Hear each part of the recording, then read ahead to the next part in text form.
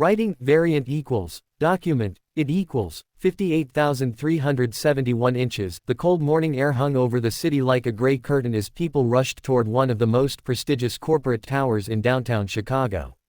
Luxury cars lined the private parking area, their polished surfaces reflecting the towering glass building above them. Among them stood a breathtaking black Lamborghini Aventador, worth more than most people would earn in a lifetime.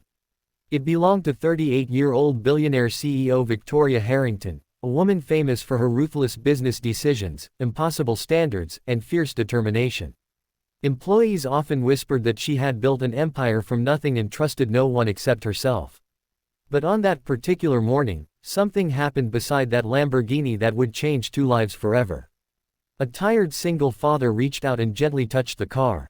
Less than 10 minutes later, he was fired. And before the day was over, the truth behind that simple touch would leave the billionaire CEO completely speechless.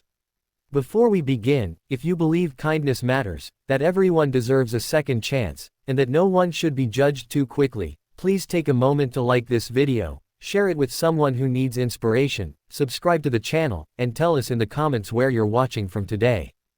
42-year-old Daniel Carter had been working as a maintenance supervisor for Harrington Global Enterprises for nearly 7 years. He was respected by his co-workers, known for arriving early and leaving late. While many employees dreamed of promotions and executive offices, Daniel's dreams were much simpler. Every morning, he woke before sunrise to prepare breakfast for his 9-year-old daughter, Lily. Lily was the center of his world. 3 years earlier, Daniel's wife, Emily, had lost her battle with cancer. The loss shattered their family. Overnight, Daniel found himself balancing grief, parenthood, bills, and a demanding job. Many nights he barely slept. Yet somehow he continued moving forward because Lily needed him.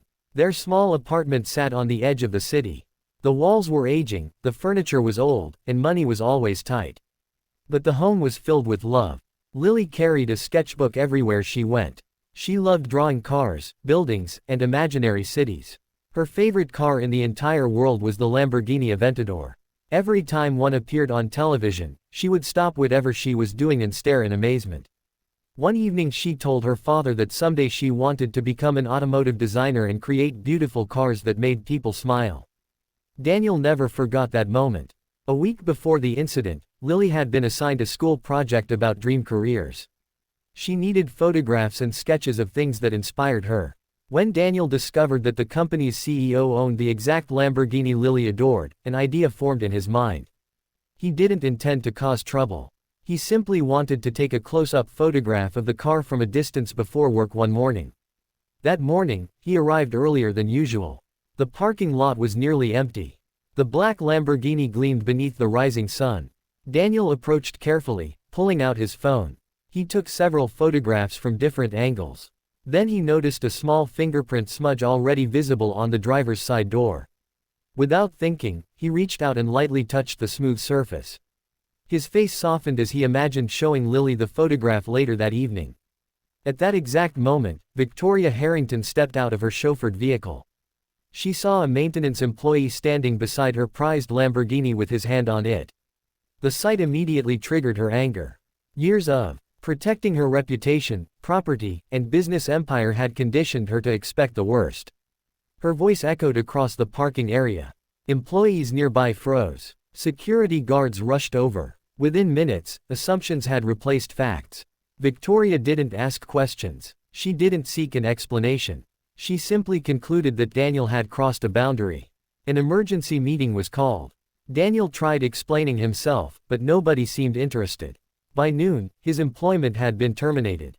7 years of loyalty disappeared in a matter of minutes. When Daniel walked out carrying a cardboard box containing his belongings, many coworkers lowered their eyes. Some felt sympathy. Others feared becoming targets themselves. Daniel drove home in silence. His hands trembled on the steering wheel. How would he pay rent?